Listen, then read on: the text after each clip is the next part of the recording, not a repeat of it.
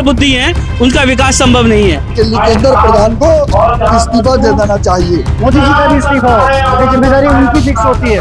लेकिन जब मोदी सरकार के कार्यकाल में इतने पेपर लीक हुए हैं, सरकार फॉर्म भराती है, पैसे इकट्ठे करती है, युवाओं से और सीटें बेचने का काम कर रही है। आरोप बीजेपी और उसके जो घटक दल है सर वो लगा। मोदी जी का भी इस्तीफा हो, जिम्मेदारी उनकी फिक्स होती है।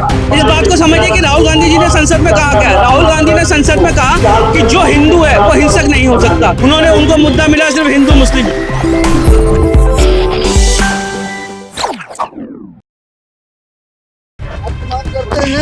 देश के युवा मांग करते हैं कि केंद्र प्रधान को इस्तीफा दे देना चाहिए। पवन शर्मा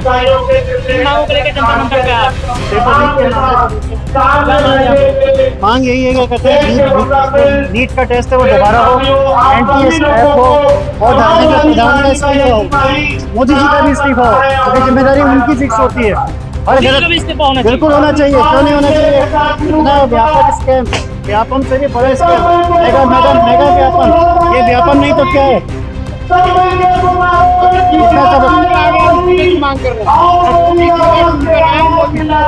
आज भी हमारी मांग है, इनमें हटा दो, मोदी जी की जमानत जब्त हो जाएगी।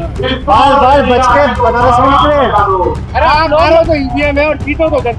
मैं कह रहा हूँ, हम हर किसी को कह रहे हैं कि हर किसी की जीत में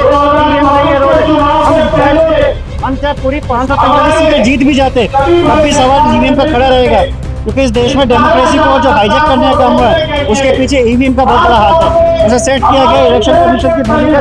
मोदी जी का भी इस्तीफा हो, क्योंकि जिम्मेदारी उनकी फिक्स होती है। मोदी जी का भी इस्तीफा हो, क्योंकि जिम्मेदारी उनकी फिक्स होती है। हम आए बच्चों के भविष्य के लिए समस्या बनी है। NTA का गठन नरेंद्र मोदी सरकार ने पेपर लीक कराने के लिए किया गया। जो इस देश में जो इस देश में भ्रष्टाचार चल रहा है नरेंद्र मोदी की सरकार के अंदर, किसी का भी कोई भी एग्जाम का आता ही नहीं है, किसी भी जगह एग्जाम का रिजल्ट आता ही नहीं है।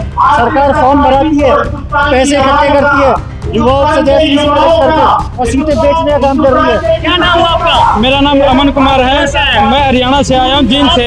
मोदी सरकार पे या सुप्रीम कोर्ट पे न्यायालय पे भरोसा नहीं रहा? मोदी सरकार पे तो बिल्कुल भरोसा नहीं। ये केस सुप्रीम कोर्ट में जो गया हरीफ का, वो मोदी सरकार का फेलियर है। मोदी सरकार जब कोई भी उद्घाटन होता है या कुछ भी काम होता है तो मोदी अपना क्रेडिट लेता है कि मैंने ये कर दिया, हमारी सरकार ने ये कर दिया। लेकिन जब मोदी सरकार के कार्यकाल में इतने पेपर लीक हुए हैं और कितने पुल गिर रहे हैं, उसका कोई भी अपने आप नहीं लेता। दूसरे पर जब ED और CBI विपक्ष के नेताओं पर घर पर जाके रेड करते तो उन पर क्यों नहीं करती? जो नीट का पेपर या अन्य पेपरों को लीक कर रहे हैं, उन माफिया पर क्यों नहीं कार्रवाई होती? कहाँ चली जाती है ED, कहाँ चली जाती है CBI? हम सरकार से मांग करते हैं, माननीय न्यायालय सुप्रीम कोर्ट से मांग करते हैं कि सरकार के खिलाफ, ED के खिलाफ जांच होनी चाहिए और जिन्होंने ये पेपर लीक किया है उनके खिलाफ सख्त कार्रवाई होनी चाहिए। ये सरकार खिलाड़ी युवा किसानों के साथ हर तरीके से अन्याय करने लग रही है। आपने देखा पिछले 1 साल से लगातार किसान अपनी मांगों को लेकर टिकरी बॉर्डर, गाजीपुर बॉर्डर धरना देते रहे। सांसद में राहुल गांधी के बयान के बाद से घमासान मचा हुआ है। सरकार और उनके समर्थक आरोप लगा रहे हैं कि राहुल गांधी ने हिंदू समाज का अपमान किया है, पूरे हिंदू समाज को हिंसक बताया। तो इस पर क्या देखिए, आरोप कोई नहीं लगा रहा, आरोप बीजेपी और उसके जो घटक दल है सर वो लगा रहे हैं। इस बात को समझिए कि राहुल गांधी जी ने संसद में कहा क्या? राहुल गांधी ने संसद में कहा कि जो हिंदू है वो हिंसक नहीं हो सकता, और जो हिंसा करता है, लोगों को डराता है, धमकाता है, नफरत फैलाता है, वो हिंदू नहीं हो सकता। राहुल गांधी जी ने इसके साथ साथ ही मणिपुर पे बात की, राहुल गांधी ने इसके साथ साथ ही अग्निवीर पे बात करी, राहुल गांधी ने देश में बढ़ रही व्यापक बेरोजगारी पे बात की, उन्होंने नीट एग्जाम पे बात की।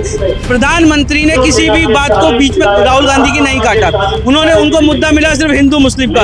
राहुल गांधी के बयान को तोड़ मरोड़ के उन्होंने पेश किया कि राहुल गांधी जी देश के 140 करोड़ हिंदुओं का अपमान कर रहे हैं, जबकि उन्होंने किसी पर्टिकुलर हिंदू के लिए ऐसा नहीं किया। उन्होंने बताया कि जो सनातन धर्म कहता है, जो सभी धर्म कहते हैं, हिंदू मुस्लिम सिख ईसाई, एक नारा चलता था देश में 2014 से पहले, आपस में है भाई भाई। आज वो नारा भाजपा सरकार ने विलुप्त कर दिया है।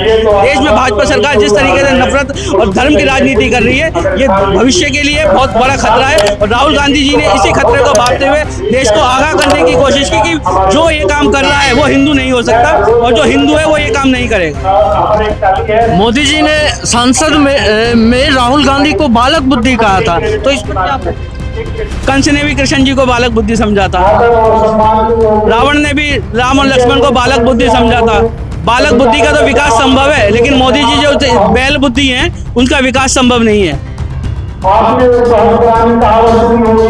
राहुल गांधी अभी असम और मणिपुर के दौरे पर है, मोदी जी कब जाएंगे मणिपुर? देखिए, मोदी जी पूंजीपतियों के प्रधानमंत्री हैं। वो उनकी कोई भी नीति जो बनाते हैं देश में, पूंजीपतियों को ध्यान में रखते हुए बनाते हैं। राहुल गांधी जी जननायक हैं, देश के प्रधानमंत्री हैं। उन्होंने 4000 किलोमीटर की भारत जोड़ो यात्रा करी। उस यात्रा के दौरान रास्ते में उन्हें गरीब मिले, बेरोजगार मिले, लोगों का दर्द उन्होंने जाना, इसलिए उन्हें पता है कि जलते हुए मणिपुर का क्या दर्द है। राहुल गांधी जी मणिपुर से तो सांसद नहीं है, लेकिन आज फिर भी वो मणिपुर के लोगों का दर्द जानने गए हैं। इसीलिए राहुल गांधी को जननायक कहा जाता है। सच्चा जननायक वही है जो जनता के दर्द को समझे, जनता के दुख दर्द को समझे।